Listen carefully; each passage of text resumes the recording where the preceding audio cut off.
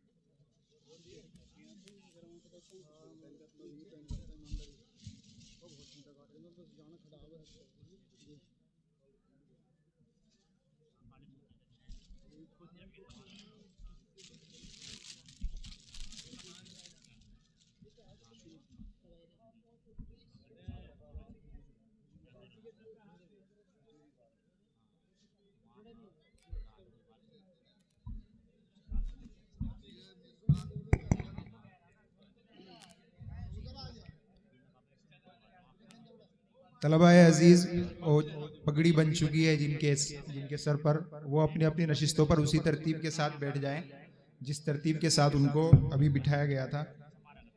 चूंकि ये हमारी अलविदाई तकरीब है